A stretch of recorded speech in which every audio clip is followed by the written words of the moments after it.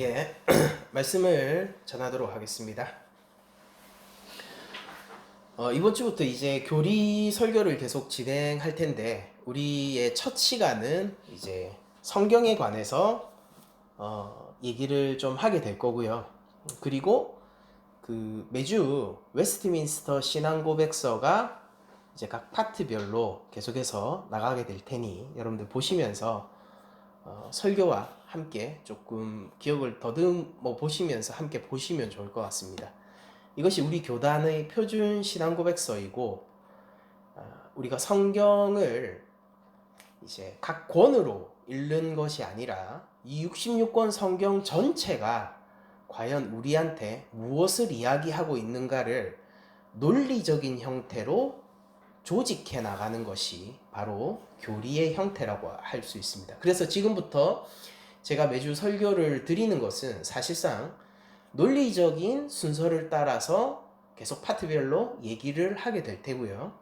그리고 우리들이 이런 것들을 통해서 일종의 저는 집을 짓는다라고 표현하는데, 뭔가 교리의 집이 세워지게 되면은 이것은 뭔가 개신교라는 것을 배운다라는 걸 넘어서서 사실은 성경이 이야기하는 바에 대한 아주 거대한 청사진, 그 이 전도를 우리들이 마치 우리 대한민국 전도를 보면은 한반도 땅이 어떻게 돼 있는지 다 알잖아요. 그게 물론 거기 쑥 들어가서 서울, 뭐 경기도 혹은 더 들어가서 무슨 구, 무슨 동에 들어가는 건 또 다른 문제일 수 있겠지만은, 그러나 이 한반도의 전도를 가지고 있다라는 것은 굉장히 의미 있는 일이지 않습니까? 한 건축물에 거대한 청사진을 가지고 있고, 그것의 어떤 그 큰 그림을 내가 마치 골조처럼 이렇게 내 안에 지어진 그런 거대한 집이 있다라고 하는 거는 굉장히 의미가 있고 우리를 단단하게 하는 일이라는 거죠. 우리가 말씀 가운데 행할 때, 그리고 성경을 바라볼 때, 모든 면에서 말입니다.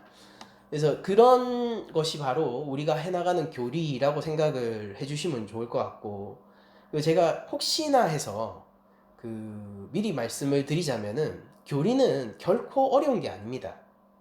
교리가 우리가 어렵다라고 생각하는 이유는 뭐냐면은, 교리가 접근하는 뭔가 어떤 그 하나의 질문에 대해서 접근하는 방식을 우리들이 이해를 못해서 그런 거지, 사실 이 교리라는 것이 어렵다라기보다는 아무래도 우리 성경의 내용이 있다 보니까 신비스러운 부분은 있을지언정 우리들이 결코 이해하기 힘들거나 아니면은 이건 어떻게 다룰 수가 없어, 이런 부분은 여러분들에게도 아마 결코 없을 거라고 생각을 하고, 지금부터 이제 땅을 파서 이 기초를 마치 머릿돌을 놓는 것처럼 기초를 만들고 집을 쌓아간다 라는 느낌으로 이 성경 계시, 일종의 조직신화로 치면 서론 부분이거든요. 여기서부터 우리 마지막 종말론까지 달려가 보도록 하겠습니다.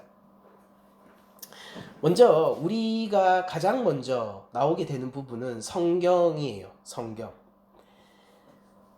성경을 그럼 왜 처음부터 이것으로 성경을 다룰 수밖에 없냐라는 질문을 할 수 있을 겁니다. 왜냐하면은 우리가 어떤 한 고등 종교를 만들게 됐을 때 가장 중요한 부분은 신론의 영역일 것이기 때문이죠. 그러니까 만약에 논리적인 흐름으로 시작을 하게 된다라면은 이 신이 무엇인지를 얘기하고 나서 순차적으로 신이 만든 세상, 그리고 그 안에서의 인간, 그리고 우리가 신께로 나아가는 방법 등등의 문제들을 다루게 될 거예요. 특정한 신이 없다라고 하면은 제가 불교를 얘기하는 거예요. 그렇다면은 세상의 어떠함부터 시작하게 될 겁니다. 그리고 이런 논리적인 순서를 따라서 무언가 경전을 만들게 되잖아요. 그러면은 향후에 이 경전에 대해서, 경전이 만들어지고 난 이후에 다룰 수 있게 되겠죠. 그렇죠? 그런데 우리의 신앙 고백서, 그리고 우리의 교리는요, 성경부터 시작합니다. 이게 왜 그러냐면은 우리의 이 질문이 있기 때문입니다. 우리는 과연 하나님을 알 수 있는가라는 질문이 생기기 때문이에요. 자, 우리가 하나님이 계시든 계시지 않든 그것이 정말로 참된 하나님이라고 한다면은 우리는 근본적으로 하나님을 알 수 없어요. 왜냐면은 우리의 인식 체계라든지 아니면 우리의 감정 아니면 우리 삶의 어떤 정황 가운데서 하나님이 포착되고 가둬질 수 있으면은 그건 사실 우리가 이해할 수 있는 무언가이지 우리를 초월한 신적 존재는 아닐 거기 때문입니다. 그러니까 하나님의 하나님 되심이 참되다라고 한다면은요, 이거는 우리한테 의미가 없는 내용이 돼버려요. 하나님이 실제 존재한다 하더라도 우리는 영원히 알 방법이 없고, 하나님이 존재하지 않는다면은 그러면 그것도 우리는 당연히 존재하지 않기 때문에 알 방법이 없는 것이죠. 그러니까 이 질문 자체가 인간 입장에서는 헛된 질문이에요. 하나님은 실제 존재하는가? 이 신론을 시작하려면은 하나님부터 시작해야 될 거 아닙니까? 그래서 질문을 던졌더니 결론이 무엇이냐면은 그 질문 자체가 쓸데없어. 근데 왜 우리는 하나님을 믿고 있지? 이렇게 되는 거죠. 그럼 우리가 회의적인 시선을 가지고 신앙을 접근하느냐? 아니죠. 우리들은 모두가 하나님을 초월하신 신적 존재라고 믿고 살아계신 하나님이라고 믿으면서도 그분을 알 수 있는 방편이 있고 우리가 함께 동행하고 있다고 믿잖아요. 그럼 그게 어떻게 가능한가라고 했을 때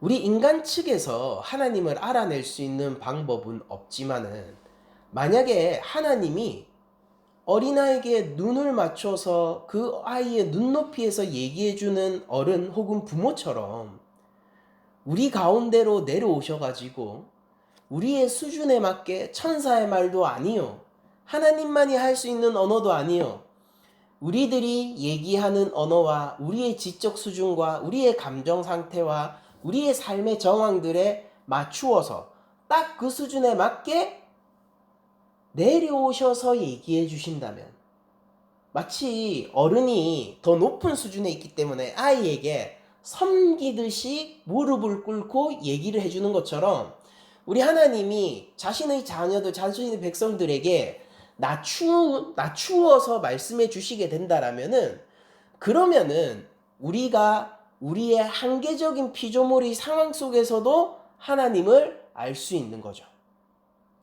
그러니까 인간이 만약 하나님을 신적 존재를 알 수 있는 유일한 방법이 있다면은 인간 스스로가 찾아내는 게 아니에요.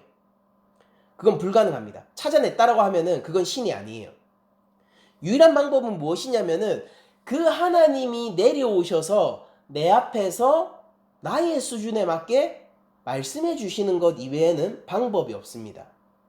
그런데 우리가 지금 하나님을 알고 있고 하나님을 믿고 있다라고 하잖아요. 그러니까 하나님이 그렇게 하셨다는 뜻이에요. 하나님은 인간의 수준에 맞게 인간의 눈높이에 낮추어서 그들이 살아가는 세계 가운데서 말씀하세요. 그것으로 자기 자신을 알리시고 구원을 계시하시고 우리가 살아가야 하는 방도들을 알려주신단 말이죠. 그게 성경이에요.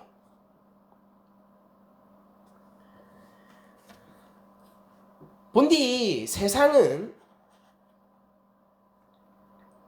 하나님을 드러내고 있습니다. 이 세상 피조 세계 전체가 하나님의 영광이 드러나 있는 세계예요. 어떤 특정 작곡가가 곡을 쓰면은 그 작곡가에 대해서 우리들이 당연히 알죠. 누가 지었는지. 우리 3대 기획사가 있다고 하잖아요. SM, YG, JYP 이렇게 있다고 하면은 그 JYP 이런 데서 나온 거 혹은 YG 레이블에서 나온 이런 거, 그런 거는 좀 그 아이돌 이렇게 좋아하고 이 음악들을 좋아하는 사람들이라면은 그냥 처음에 한마디만 듣고도 아 이거 누가 지었겠네 이런 생각들을 하게 된다라고 합니다. 뭐 JYP 막 나오면 이제 다 그냥 아 이거는 박진영이 만들었구나, 그 기획사에서 나왔구나 뭐 이런 걸 알게 되고, 그 음악들을 이렇게 많이 듣다 보면은 각 기획사가 추구하는 것이 무엇인지를 알 수 있게 되고, 그걸 통해서 그 기획사를 미루어 짐작할 수 있게 되죠. 그래서 막 아이돌끼리 막 3대 기획사 막 비교하고 뭐 그런 그 글들도 이 팬덤들 사이에서는 되게 많다고 하더라고요. 그런 것처럼 우리가 창조 세계를 계속 보다 보면 이 창조 세계 속에서 나타나신 하나님의 손길을 통해 하나님의 영광됨을 알 수 있어요. 당연히 그렇겠죠. 이것을 만드신 분이 한 분 하나님이시라면은 일관되게 하나님의 영광을 드러내고 있을 것이기 때문입니다. 그런데 문제는 뭐냐면요, 우리 인간이 옛적 에덴 동산 이후로 하나님을 떠나 하나님을 찾지 않고 하나님이 눈앞에 있다 하여도 거부하는 죄인의 속성을 가지고 있다라는 지점입니다. 그러므로 하나님이 이 일반의 창조세계 전체를 통해서 하나님 자신을 계시하신다 하더라도 그 누구도 그것에 대해서 관심을 가지지 않고, 심지어 그것에 대해서 관심을 가지고 있다 하더라도요, 그건 하나님의 작품을 통해 드러난 하나님의 영광이기 때문에 하나님을 직접적으로 아는 거는 무리가 있죠.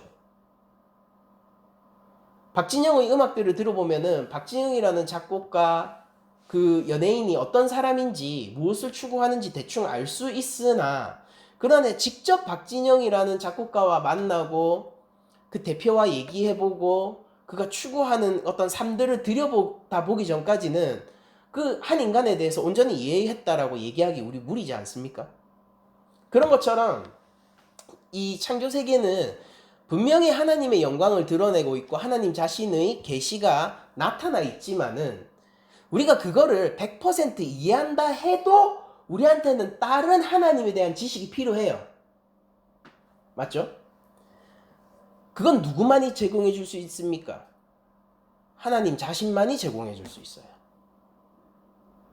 우리가 죄인이 아니어서 하나님 영광을 추구하고 그것을 알려고 한다 하여도 결론적으로 우리한테 필요한 건 뭐냐면은 하나님이 오셔서 자신에 대해서 말씀해 주기 전까지 우리는 하나님을 알 수 없다라는 겁니다. 이 죄인들을 하나님은 사랑하시고 구원하시기를 원하고 함께 교제하기를 원하기 때문에 하나님은 일반 계시, 그러니까 창조 세계 속에 나타난 자신의 영광을 드러내는 것만으로 만족하지 않고 뭘 하시느냐면은 우리 가운데 오셔서 실제 말씀을 해주세요. 그게 성경입니다. 성경은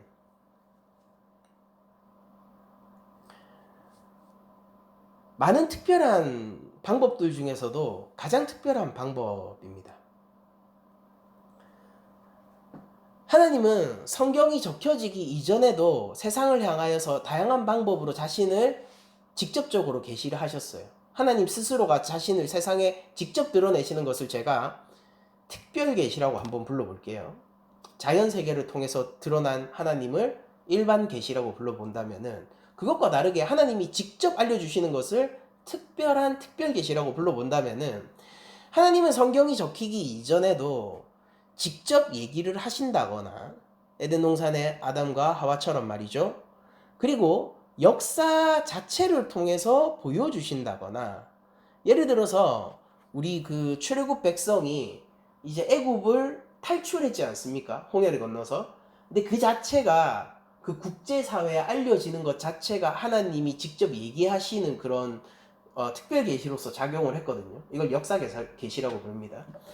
그런 식으로 역사를 통해서라거나 아니면은 뭐 꿈을 통해서라든지 아니면은 이 가르침을, 구전을 통한 어떤 가르침을 통해서라든지 다양한 방식으로 하나님은 세상 가운데 꾸준히 자기 자신을 드러내시고 직접적으로 자기 백성들을 다스리시고 이끄셨는데, 이 모든 것들을 무엇으로 끌고 가시고 무엇 안에서 통합하시냐면은 인간 저자, 모세오경은 모세가 지었죠.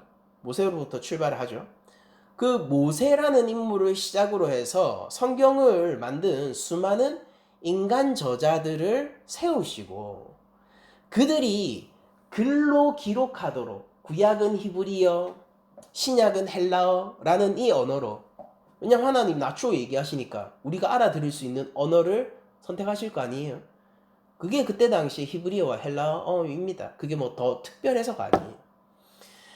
그렇게 하나님이 인간 저자를 세우셔서 하나님의 말씀을 기록하게 하세요. 그 과정 가운데서 하나님이 전적으로 참여하십니다. 하나님이 전적으로 참여하셔서 오늘 그 디모데후서를 봤듯이 모든 성경은 하나님의 영감, 즉 성령의 영감으로 된 것입니다. 그래서 그 모든 과정 가운데에서 이 내용의 오류라든지, 어떤 측면에서요? 하나님이 계시하고자 하는 측면에서 오류를 얘기하는 거예요. 오류라든지 아니면은 실수가 없도록 보호하여 주시고, 그리고 글로써 남기게 한 거예요.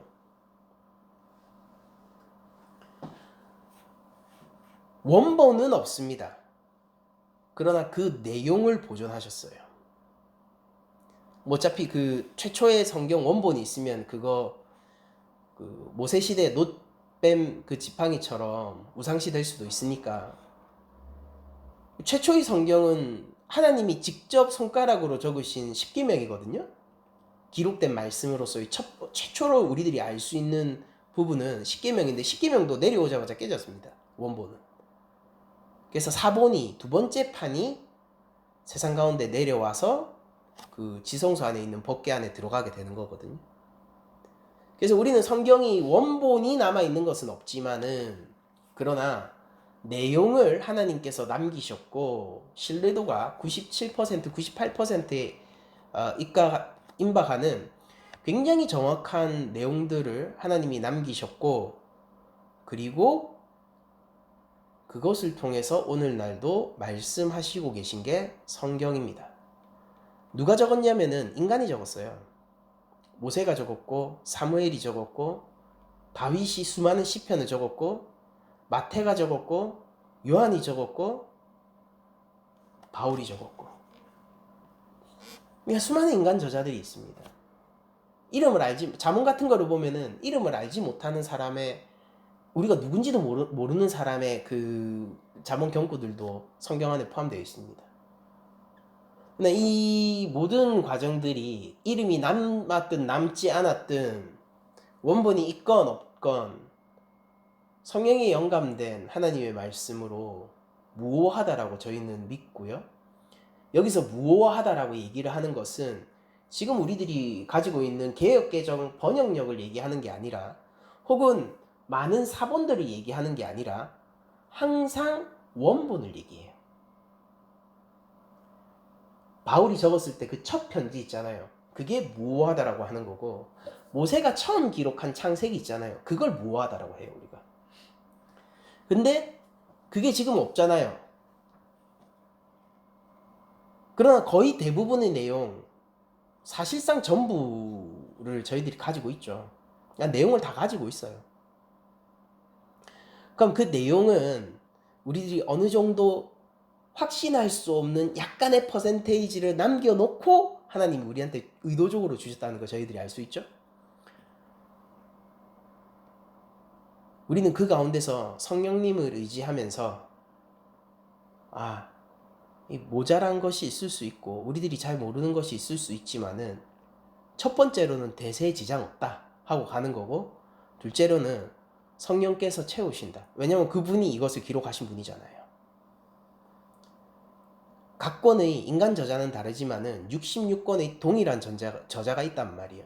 그 성령님이 나를 이끌어 주신다면은 우리는 그냥 이것을 무한 성경처럼 다루고, 설령 그 안에서 우리가 실수를 하더라도 성령께 맡기면서 우리가 나아가는 게 성경을 보는 태도 같은 겁니다.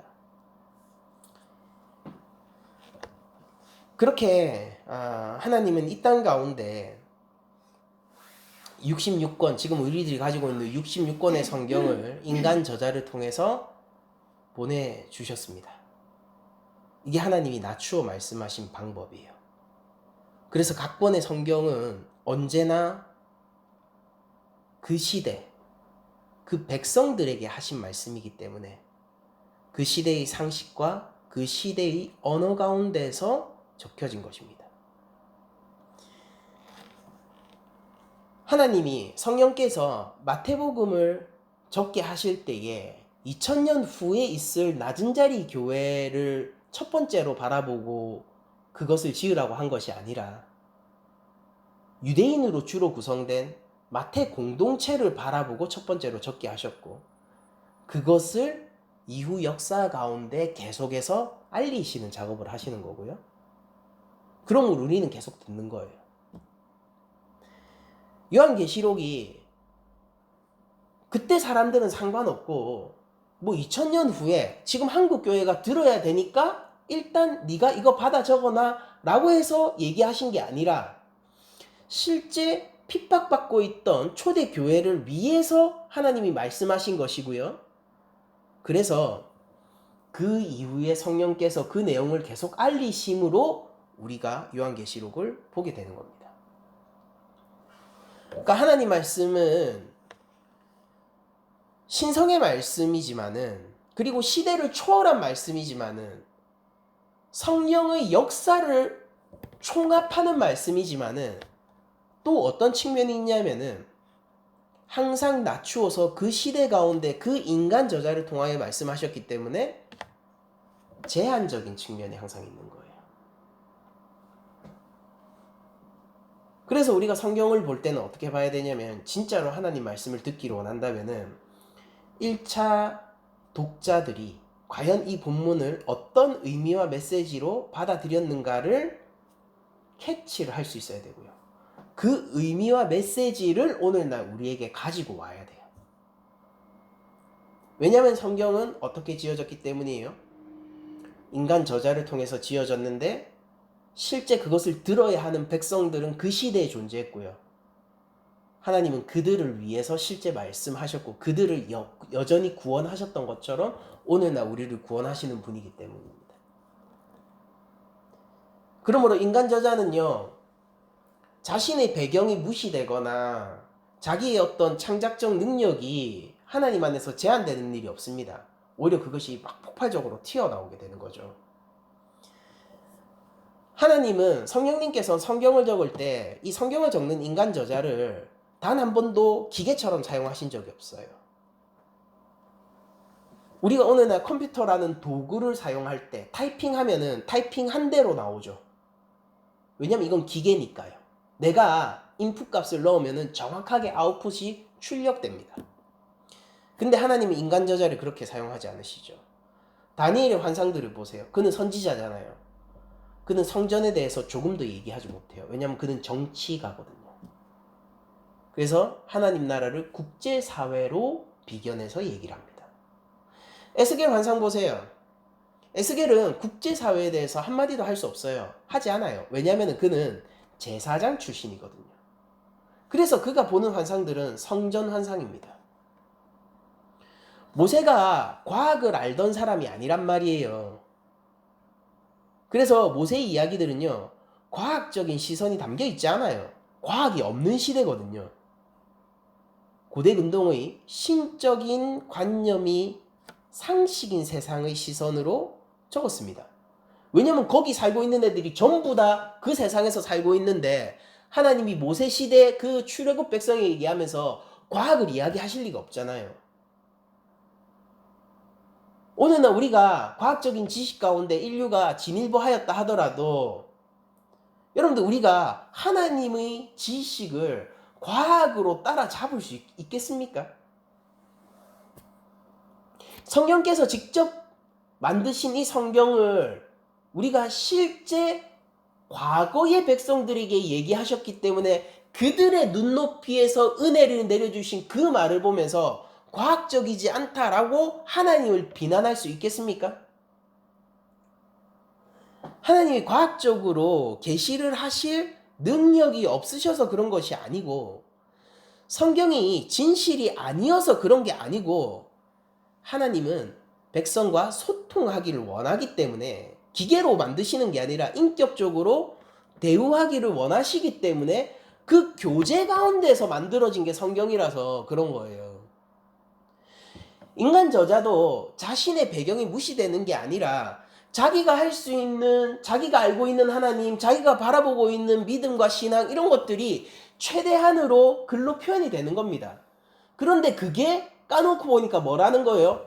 완전히 100% 성령의 인도함을 받은 성령의 저작물이라는 거예요. 이거는 인간 저자 모세의 의도이고 바울의 의도이고 요한의 의도인 동시에 100% 요한의 의도예요. 100% 바울의 의도입니다. 그러면서 동시에 100% 성령님의 의도가 들어간 거예요. 이게 따로 떨어져서 있지 않다니까요. 여러분도 살아가면서 우리가 인생 살아갈 때에 무언가 하나님 안에서 자꾸 순종하고 살아가고 하나님 바라보면서 살아갈 때에 그건 우리가 그렇게 살아가는 거잖아요. 근데 그 삶이 또 한편으로는 100% 성령님이 지키고 이끌어 가시는 삶이잖아요. 우리 안에서도 분리되지 않는다니까요. 성경 저자는 더욱 그러합니다. 충만한 가운데서 이 기록을 하는 거예요. 그 삶이 온전하다라고 얘기하는 게 아니죠. 잠언의 저자는 솔로몬이지만은 솔로몬은 실수를 많이 했어요. 다윗은 수많은 시편의 저자지만은요, 우리가 가장 그 간음을 얘기할 때에 가장 대표적으로 얘기되는 사람이 다윗 아닙니까? 성경 저자가 올바르다는 것, 성경 저자가 완전하기 때문에 그가 신의 말씀을 대언할 수 있다는 그런 개념이 아니에요. 그는 죄인입니다. 그러나 성령님이 그를 인격 가운데서 활용해 주시는 거예요. 그렇게 나온 게 성경입니다. 그래서 이 성경을 통해서 하나님은 무엇을 이야기하시기를 원하느냐면은 우리로 하여금 하나님을 알도록 하는 거예요. 하나님 자신의 영광을 알도록 하는 것이죠.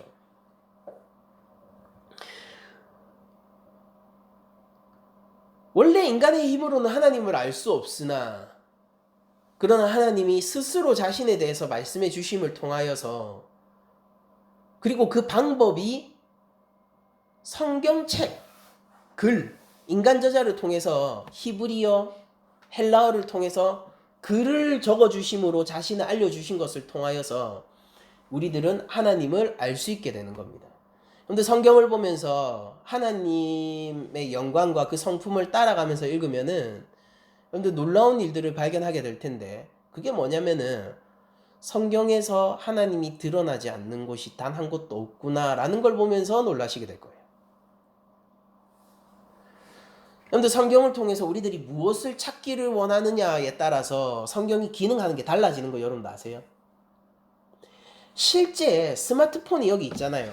이 스마트폰은 무엇을 위해서 지어졌습니까? 이 만들어진 목적이 있잖아요.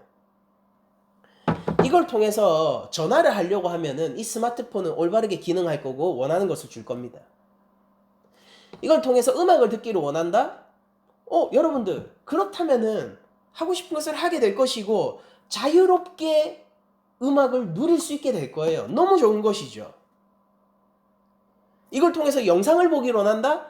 여러분들 너무 이전과는 비교할 수 없을 정도로 자유롭게 원하는 영상들을 보실 수 있을 거예요.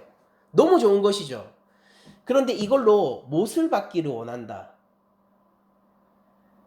여러분들 이건 기능하지 않을 겁니다. 그러므로 우리는 성경이 실제 무엇을 계시하고 무엇을 알려주고 있는지를 알고 그 원래 지어진 목적을 따라 읽어야 되는 겁니다. 그렇게 해야지 성경이 우리 안에서 풍성하게 우리를 자유와 진리의 세계로 인도하는 것을 알 수 있는 것인데, 마치 이 스마트폰을 가지고 못을 박다가 이렇게 비교하는 꼴이 되는 거예요. 뭐냐면은 저 망치보다 못하네. 여러분들 망치 다이소 가니까 5,000원에 팔대요. 오래된 핸드폰입니다. 깨지고 이랬어요. 그래도 이거 10만 원은 받을 거 아니에요. 새 망치와 이 헌 스마트폰 중에서 여러분들이라면 무엇을 선택하시겠습니까? 이것으로 못을 받기 원하는 사람은 스마트폰이 그 기능을 하지 않기 때문에 잘못된 게 아니라 망치로 쓰려고 하는 그 사람에게 문제가 있는 거예요. 성경은요, 이 하나님이 다른 책들과는 다르게 이 성경을 주신 특정한 목적이 존재합니다. 그 첫 번째가 뭐냐면 하나님 스스로를 계시하는 거예요. 자신의 영광을 드러내 보여주시는 것이죠. 이 창조세계, 피조세계를 통해서 드러나는 하나님의 영광과는 다르게 하나님이 직접 알려주시는 자신에 대한 내용이에요. 하나님은 인자하시고 오래 참으시고 인내가 많으시며 노하기를 더디하시고 우리에게 은혜와 사랑과 자비를 가지고 계시며 그분은 공의로우시고 그분은 동시에 사랑이시며 그분은 죄인이라 할지라도 용서하시는 분이에요. 이런 것들이 여러분들 우리가 자연 세계를 보아서 아는 게 아니라 하나님이 직접 보여주신 거란 말이에요. 누구를 통해서? 인간 저자를 통해 역사 가운데 확정하신 거란 말이에요. 인간 저자를 통해 역사 가운데 확정하신 거라고요. 우리 역사적 기독교인들이거든요. 그렇기 때문에 우리는 성경을 보면서도 마치 이걸 가지고 무슨 인문학적 인사이트를 어떻게 얻을까 그렇게 하면 안 돼요. 그거 꽝입니다. 이걸 가지고 이 귀한 스마트폰을 가지고 망치로 쓰려는 자가 누가 있습니까? 우리 성경을 보면서 첫 번째로 무엇을 알기를 위해서 봐야 하냐면 하나님을 찾아 나가기 위해서 이걸 봐야 돼요. 성경을 보다 보면은 우리를 이끄시는 성령 하나님으로부터 출발해서 우리를 창조하신 성부 하나님께로 나아가려고 할 텐데, 그러니까 처음부터 끝까지 다 하나님이죠. 그런데 그것을 가능하게 하시는 우리의 제2성자 예수 그리스도, 나의 영존하신 아버지시요, 우리의 왕이시요, 우리의 창조주 되시는 우리 구주를 만나게 된단 말이에요. 그러니까 여러분들 성경을 보면서 여러분들이 성경에서 내가 봤더니 내 눈에 우리 구주밖에 안 보이는구나 라고 했으면 여러분들 너무너무 잘 본 거예요. 그러니까 그거에 속지 마세요. 나 성경을 보니까 이런 인사이트가 있고 저런 인사이트가 있고 이게 있고 저게 있고 있을 수 있죠. 있을 수 있어요. 이걸로도 못을 어느 정도 박을 수는 있겠죠. 뭐 이 나무가 무르고 못이 좀 약한 거면 이걸로도 박을 수 있겠죠. 그렇다고 해서 그게 가능하다고 해서 이게 망치는 아니거든요. 우리가 여러 가지 인사이트들을 성경을 통해서 얻게 되고 뭐 좋은 생각 보듯이요. 큐티할 때 그런 거 많이 하잖아요. 그런 거 하는 것처럼 우리가 성경을 통해 가지고 내가 원하는 음성을 내 마음대로 듣는 게 가능하다고 해서 하나님 복 주세요. 하나님 건강 주세요. 뭐 그런 거 해가지고 이게 가능하다고 해서 실제 성경이 그 내용을 기록하고 있는 건 아니거든요. 성경은 하나님의 영광을 찾는 자들에게 참으로 유익한 책입니다. 왜냐하면 처음부터 그게 기록되기 위해서 적은 거거든요. 성경을 통해서 과학을 찾고 싶으면 그냥 과학을 공부하세요. 여러분들 이게 오래된 문제예요. 그 시대를 주도하는 학문을 가지고 성경을 재단하려고 했던 거는 우리가 언제나 겪던 문제예요. 여러분들 요한복음이 왜 안 나왔는지 아세요? 그때를 주도하던 신플라톤주의라는 철학이 기독교인들을 예수 그리스도를 철학으로 판단하게 하는 상황이 나와서 요한복음을 적은 거예요. 복음서가 3개나 있는데 사도 요한이 마지막 남은 사도로서 자기 요한 공동체, 그건 초대교회 전체 겁니다. 요한 공동체에 왜 따로 요한복음을 삼복음서, 공간복음서에 없는 내용들을 추려가지고 굳이 얘기를 했냐면은 그 시대에 주도적인 학문인 신플라톤주의가 교회를 위협하고 있었기 때문이고, 아니 복음서는 그걸로 적혀진 게 아닌데 그렇게 읽으려고 하니까 그럼 그 시각에 맞춰서 다시 한번 적어준 거예요. 그래서 로고스 막 이런 단어들이 나오잖아요. 나온다고 해서 신플라톤주의를 얘기하려고 하는 게 아니라 신플라톤주의의 언어를 통해서 우리는 그거 아니다를 설명하려고 얘기하는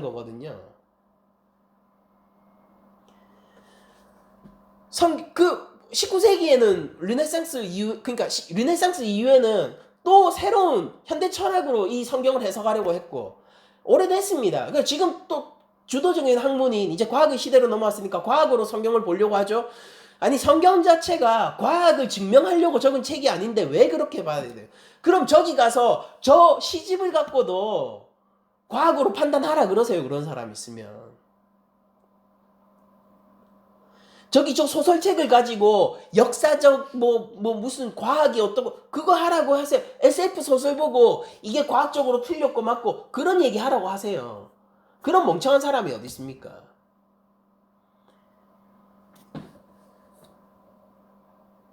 여러분들이 성경을 보면서 구주를 발견하게 되고 내 삶의 주인 되시는 성부 하나님 아버지를 발견하게 되고 내 이 삶을 이끄는 성령님을 발견하시게 되신다면 그리고 예수 그리스도가 하신 일이 무엇이고 하나님의 구원이 무엇이고 성령께서 그 구원을 나에게 가져다 주시는 그 일이 뭔지를 우리가 알게 된다면은 여러분들 그것 이상으로 성경을 정확하게 본 사람이 없단 말이에요. 왜? 성경 스스로가 증언하기를 성경은 그걸 위해 지어졌다라고 말하고 있으니까. 맞죠? 이거는 너무나도 상식적인 얘기잖아요. 그럼 이 성경이 두 번째로 우리에게 보여주는 것은 무엇이냐면은 이 성경은 우리 개개인의 구원, 우리 교회의 구원, 죄인들의 구원을 알려주고 있는 책입니다. 세상 어떤 책을 뒤져봐도요, 우리의 구원에 대해서 얘기하는 책은 없어요. 천국에 대해서 기록하고 뭐 꾸란만 해도 그래요. 천국에 대해서 기록하고 천국에 가는 방법들을 적어놨죠.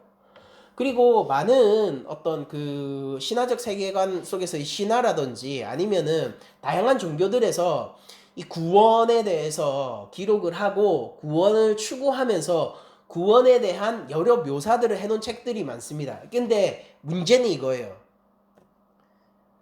그러니까 실제 구원이 맞는가라는 부분에서.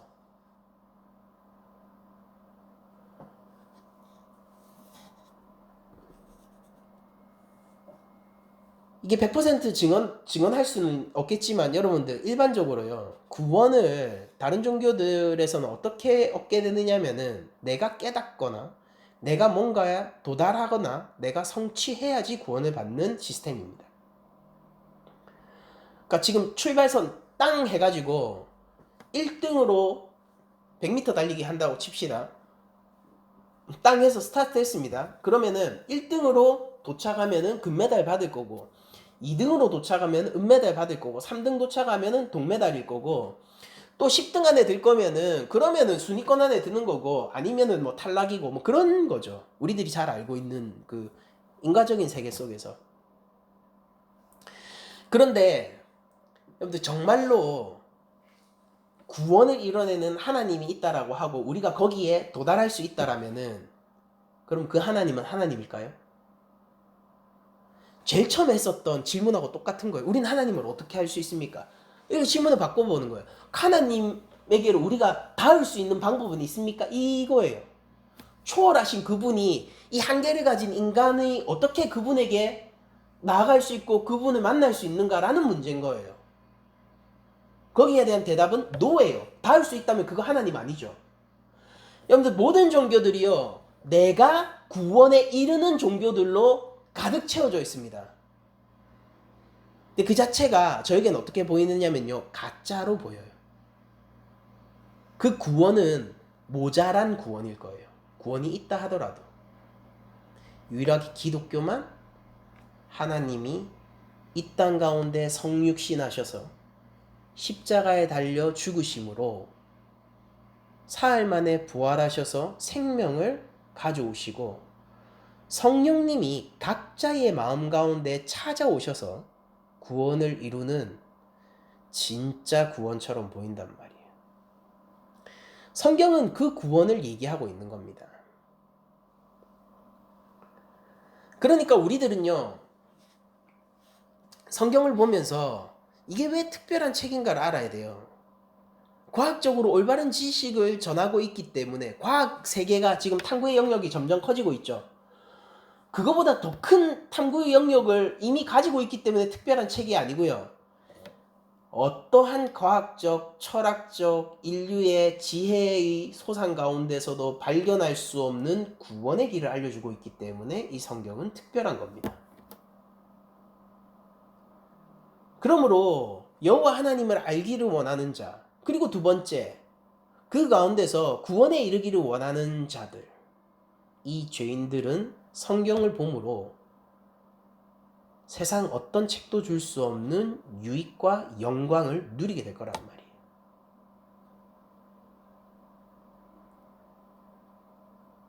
생각해 보세요. 일반 학문들, 과학을 포함해서 일반 학문들은요, 하나님이 만드신 이 세상을 탐구하는 거예요. 근데 성경은 뭡니까? 하나님이 만사를 다 제쳐놓고 우리 가운데 직접 가장 중요하다 생각하셔서 말씀하신 그것을 탐구하고 따라가고 순종하는 길이 말씀을 따라가는 순종의 삶의 길이란 말이죠. 그러니까 그 가치가 비교가 되겠습니까? 하나님의 작품들을 탐구하는 것은 매우 큰 의미가 있지만은, 그러나 하나님이 직접 말씀하신 것을 따라가는 것보다 그 의미와 가치가 크지는 않을 거 아니에요. 근데 성경은 그런 책이라는 것입니다.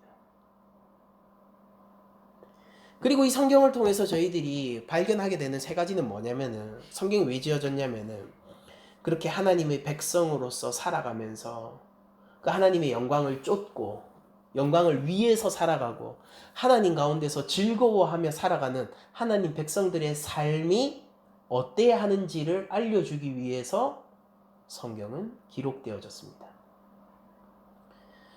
수없이 다양한 방편들을 통해서 하나님이, 그러니까 여러분들 생각해 보세요. 성경에 우리 너무나도 많은 장르가 있죠. 구약 내러티부터 시작해서 뭐 서신서는 편지잖아요. 편지부터 시작해서 역사서부터 시작해서 예언이라는 환상, 이런 방법을 통해서, 또 때로는 시편이 전부 히브리시잖아요. 시라는 이런 아주 문학적인 방법을 통해서, 혹은 그 묵시문학이라는 요한계시록, 이런 방편들을 통해서, 아무튼간에 하나님이요, 얘네들이 알아들을 수 있고 얘네들한테 접근할 수 있으면은 그냥 다 사용하셨다는 걸 저희들이 알 수 있잖아요. 그게 성경의 장르가 그렇게 많은 이유예요. 하나님이 걔네들한테 얘기하기 위해서 최적의 뭔가가 있으면 그냥 다 쓰는 거예요. 걔네들이 좋아하는 거, 우리들이 좋아하는 거예요. 우리들이 알아먹을 만한 거, 그런 거 있으면 하나님은 다 사용하시는 겁니다. 왜냐면은 진짜로 얘기해주고 싶은 게 있거든요. 만사 다 제쳐놓고 너희들이 절대 스스로의 힘으로 인류의 지식을 쌓아도 닿을 수 없는 그 지혜를 꼭 얘기해줘야 되고, 이거를 반드시 그들 가운데 관철시키려는 하나님의 선한 의지가 있는 무언가 메시지가 있는 거거든요. 그게 뭐냐면은 우리가 하나님 자녀 되는 것, 하나님 백성 되는 것과 백성으로 살아가는 일입니다. 성경은 그러므로 하나님 자신의 영광을 계시해요. 두 번째로 우리의 구원을 계시합니다. 이것 때문에 지어진 거예요. 세 번째로 우리가 믿음 가운데 살아가는 삶을 계시해 줍니다. 이거를 그냥 줄여서 우리가 뭐라고 얘기하냐면요, 성경만이 그 어떤 책과도 다르게 우리의 구원을 알려줘요. 구원을 행하시는 하나님이 계시되어 있고요, 구원받은 우리가 무엇인지 기록되어 있고요, 구원받은 자의 삶이 성경 가운데 마치 나침반처럼, 내비게이션 지도처럼 우리에게 던져지고 있기 때문입니다. 그러므로 이렇게 얘기할 수 있어요. 성경은 무엇인가? 성경은 하나님 말씀이에요. 성경은 하나님 말씀이에요. 그 어떤 책과도 비교할 수 없습니다. 그리고 성경은 우리에게 구원에 대한 지혜를 알려줍니다. 오늘 얘기하고자 하는 바가 결국 이 두 가지거든요. 성경은 하나님 말씀이고 성경은 구원에 관한 책이에요. 그렇다면 이렇게 제가 여쭤볼 수 있어요. 여러분들, 이 사실이 우리한테 어떤 신앙적인, 그냥 이게 교리가 그렇구나 하고 끝날 거면은 제가 왜 설교를 하겠습니까? 그냥 교리 시간 따로 만들어서 예배 마치고 따로 공부하죠. 근데 왜 설교를 하고 있느냐면은 이 두 가지 사실이 우리의 삶 가운데 지표를 마련해주는 아주 근본적인 명제거든요. 성경 66권이 이걸 얘기하고 있는 거예요. 성경 66권을 통해서 우리들이 알게 되는 사실은 이 66권의 성경이 창세기부터 요한계시록의 이 말씀만이 하나님의 말씀이라는 걸 보여주는 거예요. 그러므로 우리는 말씀에 매여 말씀을 경외하는 자의 삶을 살아야 됩니다. 이게 하나님 말씀이면은 그럴 수 없단 말이에요. 여러분들 이게 하나님 말씀이면은 우리가 이걸 사용해버리고 소비해버릴 수 있습니까? 어디 하나님 앞에서 한번 그래보라 하세요. 우리 가운데 하나님을 사용하고 하나님을 소비해버리기를 원하는 사람이 있습니까? 우리가 그러지 않는다면은 하나님 말씀, 살아계신 하나님의 말씀도 동일하게 그렇게 할 수 없는 거 아니냔 말이에요. 성경이 하나님의 말씀이에요. 그러면은 그 자체가 이 말씀을 경외한 동시에 사랑해야 된다라는 지표이기도 하고, 또 동시에 우리가 이 말씀에 순종해야지 내가 원하는 것을 이루기 위해서 말씀을 사용하면 안 된다는 걸 보여주는 거란 말이에요. 수많은 사람들이요, 지금까지 한국교회 안에서 자기 성공을 기원하기 위해서 말씀을 사용해 왔단 말이에요. 어떤 방식으로요? 일부만 떼어서요. 일부만 떼어서. 문맥에서 분리시키는 거예요. 한 구절 갖고 오는 거예요. 그 구절들을 조합해서 뭘 만드느냐면은, 그래, 여기 천국보다 복된 하나님의 복이 있으니, 우리 경험했잖아요. 천국보다 더 큰 복이 있대요. 예수 그리스도의 영광보다 더 큰 영광이 있대요. 그게 네 잘 먹고 잘 사는 거야.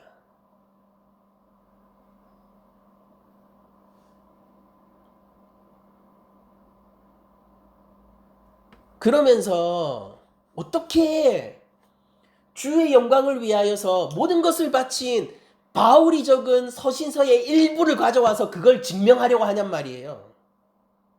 저자가 그렇게 살지 않았는데.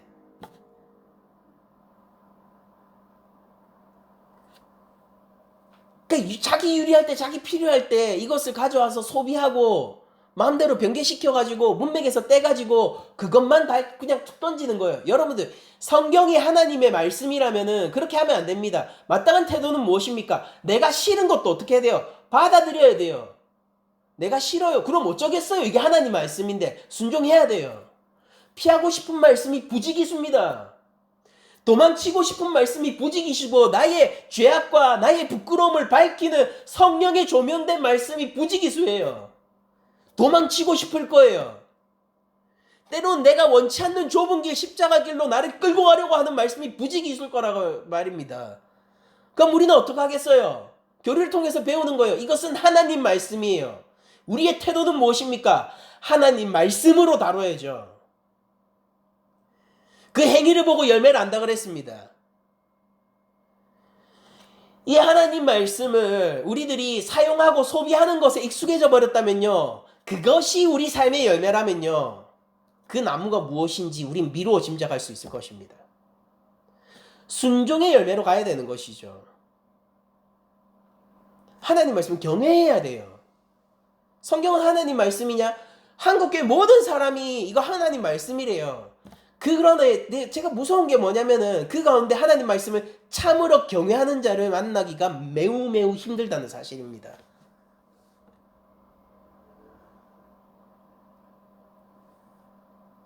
말씀을 경외하지 않아요. 말씀 가운데 압도되지 않아요. 성령의 조명 가운데 무릎 꿇고 머리를 숙이지 않아요.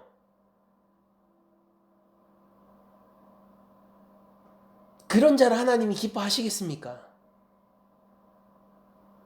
아닐 거 아니에요. 하나님은 우리에게 얘기하시려고 온갖 방법을 수천 년 동안 모든 방법을 통해서 얘기를 해주셨는데, 우리가 80인생 가운데 조금씩 사용해버리고, 아, 하나님 이거 이 구절 있어서 다행이네요 라는 식으로 내 욕망에 하나님의 말씀이 복무하도록 만드는 그런 태도를 가지고 우리가 삶을 살아간다면 교회 나오는 게 무슨 소용이 있습니까? 나오지 마세요. 헌금하는 게 무슨 소용입니까? 하지 마세요. 봉사하는 게 무슨 소용입니까?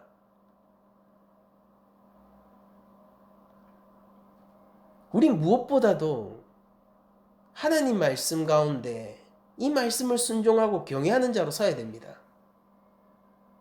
종교인이 되어서는 안 돼요. 우리가 하나님 자녀가 되어야죠. 하나님 말씀은 성경이에요. 성경이 하나님 말씀의 전부는 아니지만은 우리에게 허락된 가장 최종적인 형태가 성경입니다. 특별함을 아셔야 돼요. 성경은 하나님 말씀이에요. 그리고 우리가 알았던 두 번째가 뭐냐면 이 성경은 구원의 지식을 전해준다고 했잖아요. 이 안에는 하나님 스스로의 영광, 그리고 우리의 구원, 그리고 구원받은 자의 삶, 이 세 가지가 포함되어 있다고 했는데, 여러분들 그러므로 성경을 볼 때 우리의 안경을 하나님이 자기 백성을 구원하시는 일이라는 것에 맞추어서 성경을 보아야 합니다. 그 가운데서 우리는 하나님을 발견하게 되는 거예요. 하나님이 어떤 부분에서 완고하고 결코 물러나지 않는지 우리가 구원이라는 관점으로 볼 때 발견하게 될 겁니다. 하나님이 이래도 되나 싶을 정도로 한없이 물러서시고 한없이 품으시고 한없이 안아주시는 그 하나님이 어떤 부분에서 그런지 우리는 구원이라는 관점을 통해서 발견하게 될 거예요. 그래, 내가 네 페라리 뽑을 수 있도록 내가 한없이 너를 품어줄게. 그 하나님이 없단 말입니다. 네가 이번에 아파트 가격 오를 수 있도록 내가 한없이 봐주고 너에게 한없이 물러나줄게. 이런 하나님이 없다고요. 욕망이라는 렌즈로 성경을 보지 마세요. 하나님을 나의 욕심 가운데 복무시키지 마세요. 내가 하나님께 복무하는 주의 군사가 되어야죠. 그러므로 여러분들 이 가운데서 구원을 찾으세요. 하나님이 하신 일을 발견하셔야 돼요. 내가 어떤 유익을 얻을지가 아니라 하나님이 무슨 일을 하셨는지를 발견해야 된단 말이에요. 하나님이 구원을 위해서 무엇을 하시고 내가 하나님이 이 하신 일을 통해서 어떤 생명을 얻었고 그 가운데서 이 생명을 가진 자로서 어떻게 살아갈지를 자부심을 가지고 프라이드를 가지고 하나님 자녀로서의 권세를 추구하면서 하나님 영광을 쫓는 그 삶을 성경을 통해서 발견해야 된단 말이에요.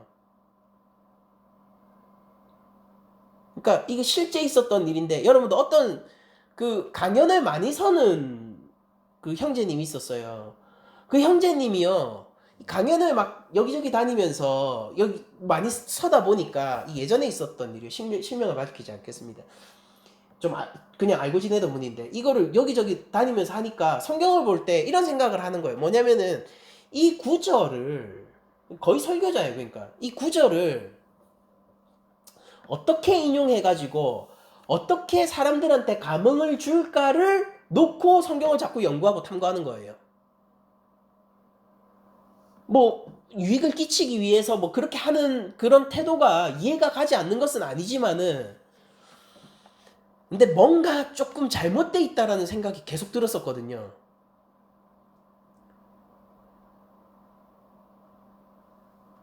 그 선한 의도 가운데서 말씀이 왜곡된다면 그 선한 의도가 하나님 앞에서 인정받을 수 있을까라는 생각이 자꾸 든단 말이죠. 이게 내 스피치에 어떻게 도움이 될까를 놓고 성경을 바라보는 게 아니에요. 그게 많은 은혜를 끼친다 하더라도 태도의 문제입니다. 태도의 문제. 우리 중심을 보시는 하나님 앞에서 우리 중심의 문제란 말이에요. 그러니까 이거 내만 보고 아무한테도 얘기 못하고 내가 말 주변에 없으면 그럴 수도 있잖아요. 근데 그렇다 하더라도 내가 하나님 자녀로 서서 하나님을 찾고 하나님의 영광을 추구하고 그 삶을 나아갈 수 있는 원동력을 얻고 성령의 조명 아래서 회개하고 내 삶을 바꾸고 나아가는 그런 방식으로 성경을 읽는 자는 그가 대단히 이걸 통해 가지고 멋들어진 말을 못했다 하더라도 이걸 가지고 대단히 많은 사람들을 뭐 회개시키고 전도하고 그렇게 못했다 할지라도 하나님이 그에 합당한 상을 주실 것으로 저는 믿습니다.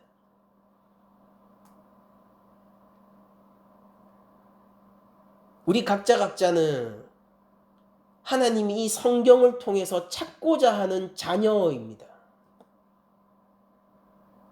몇 명을 세울까 이전에 하나님 앞에서 가장 관심 있는 분야는 나를 하나님께서 어떻게 세울까가 제일 관심 있는 분야 아니겠습니까?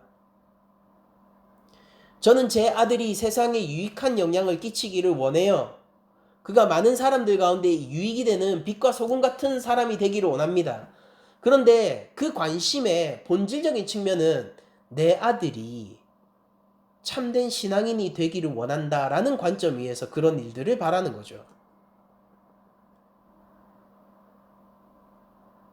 하나님의 자녀된 우리 한 영혼 우리 각자들은 이 하나님의 말씀인 성경 앞에 서서 내 삶을 바라보고 성령의 조명 아래에서 자꾸 교정당하고 찔리고 영과 골수가 쪼개지면서 피 흘리면서 가는 겁니다. 그걸 찾고자 하는 거예요. 하나님이 하신 일을 보려고 하는 거예요. 내가 앞으로 뭘 할 수 있지가 아니라 우선 뭐가 전제가 되는 거면 하나님이 뭐 하셨는지 나한테 하신 일이 뭔지 그거 찾으면서 가는 겁니다. 그게 성경 보는 관점입니다.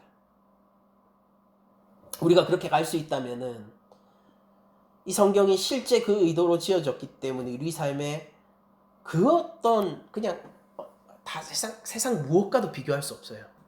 이건 단언할 수 있어요. 세상 무엇과도 비교할 수 없는 유익과 하나님의 은혜를 베풀어 줄 겁니다. 여러분들 무엇으로 잘하시겠습니까? 이 신앙과 믿음을 키워나가고 자라야 하는데 여러분들 우리가 무엇으로 자랄까요? 기도로요? 기도는 실질적으로 말씀에 대한 우리의 재고백인 거예요. 그럼 성찬으로요? 성찬은요, 말씀을 우리가 유기적이고 이 물리적인 형태로 우리가 재현하는 거예요. 그것도 말씀이에요. 우리의 만나는 무엇이고 우리의 하늘의 떡은 무엇입니까? 말씀 말고 없단 말이에요. 그러니까 자라기를 원하시는 여러분들, 성숙 가운데로 가시기를 원하는 여러분들이 있다면은, 이 믿음이 커지기를 원하는 여러분들이 있다면은 다른 그 무엇보다 말씀 가운데 오셔야 되고, 이 말씀은 하나님 말씀입니다. 그리고 구원을 알려줄 거예요. 이것에 대한 의미들이 각자 한가운데 새겨지고 우리가 더욱더 하나님 말씀 가운데로 나아가고 사랑하는 자들이 되기를 축원드리면서 모든 말씀을 마치도록 하겠습니다.